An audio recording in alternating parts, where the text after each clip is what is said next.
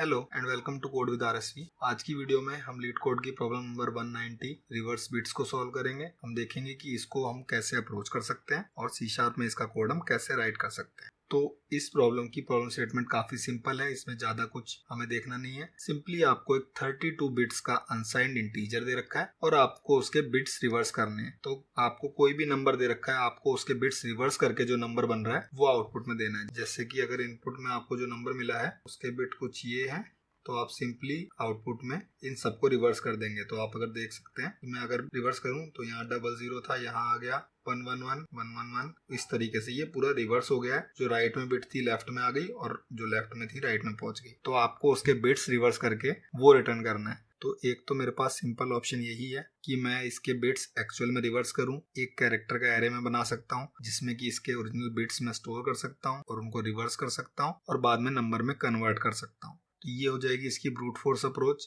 जो कि काफी स्लो हो जाएगी और मेरी स्पेस कॉम्प्लेक्सिटी भी इसमें ज्यादा आएगी क्योंकि मुझे एक एरे बनाना पड़ेगा। तो ये करने की जरूरत नहीं है। अगर आपने पहले भी कोई बिट्स की प्रॉब्लम सॉल्व की है तो आपको ये पता है कि मैं राइट हैंड से बिट्स को रीड कर सकता हूँ किस तरीके से, बेसिकली मॉड्यूलस बाय 2 लेके, और उससे अगली जब मुझे रीड करनी हो तो डिवाइड बाय 2 करके अगेन इसको मैं आइट्रेशन में चला सकता हूँ। जितनी बार आइट्रेट करता जाऊंगा नेक्स्ट बिट मेरी रीड होती जाएगी। तो ये हो गया एक ऑप्शन मुझे इधर से रीड करने का। तो अगर मैं राइट से रीड कर पा रहा हूँ तो, और अगर मैं लेफ्ट से अगर राइट कर पाऊँ तो मेरा ये प्रॉब्लम सॉल्व हो जाएगा। मैं लेफ्ट की बिट रीड करूंगा इसकी और यहाँ राइट में अपेंड कर दूंगा। अगेन ये अगली रीड करूंगा, यहाँ अपेंड कर दूंगा। इस तरीके से मैं इस वाली वैल्यू से ये वाली वैल्यू जनरेट कर सकता हूँ। तो नेक्स्ट पॉइंट आता है कि मैं ये कैसे कर सकता हूँ लेफ्ट से राइट करूँ। आपको एग्जैक्ट इसके अपोजिट स्टेप करने हैं। आपने मॉड्यूलस 2 करके जो नंबर निकाला है वो यहाँ पे ऐड कर देना है और जो पहले नंबर था उसको मल्टीप्लाई बाय 2 कर देना है।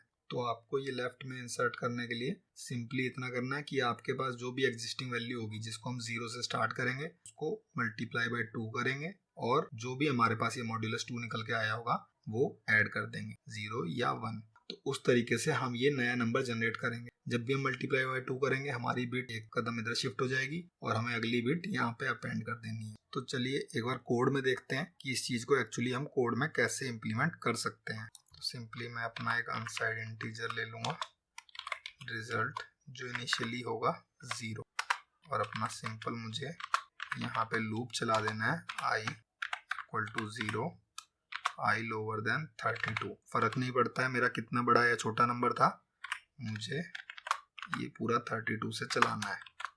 और सिंपली मुझे क्या करना है, result into 2, result equal to result plus modulus 2, और फाइनली मुझे अपने n को रिड्यूस कर देना है, n equal to n divide by 2। तो इस तरीके से मैंने अपने रिजल्ट को मल्टीप्लाई बाय 2 किया, रिजल्ट में मेरा मॉड्यूलस से जो भी कैरेक्टर आया उसको ऐड किया और यहाँ से नेक्स्ट बिट रीड करना शुरू कर दिया। तो सिंपली मैं यहाँ पे रिटर्न कर दूंगा अपना रिजल्ट। और अगर आपको कंफ्यूजन हो रही है कि ये वर्क कैसे करता है तो सिंपली अगर आप देखें तो ये जो रिजल्ट इंटू इक्वल टू 2 है, इसको मैं इस तरीके से राइट कर सकता हूँ कि लेफ्ट शिफ्ट इक्वल्स 1, यानी कि रिजल्ट को 1 स्टेप लेफ्ट शिफ्ट करना है। और यहाँ पे इसको मैं लिख सकता हूँ n को राइट शिफ्ट इक्वल्स 1।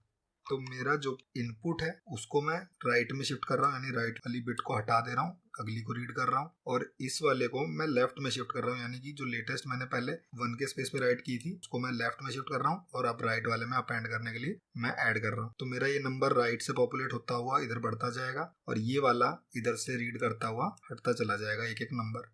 तो सबसे पहले जो मैंने रीड किया होगा राइट से वो मेरा सबसे लेफ्ट में पहुंच जाएगा शिफ्ट होते होते।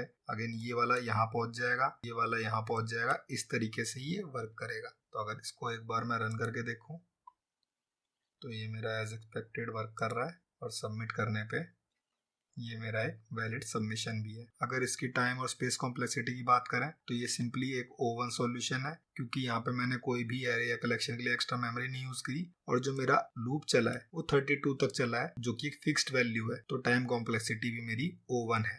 तो अगर आपको ये वीडियो अच्छा लगा तो इसे लाइक करें और ऐसी और वीडियोस के लिए चैनल को सब्सक्राइब करें।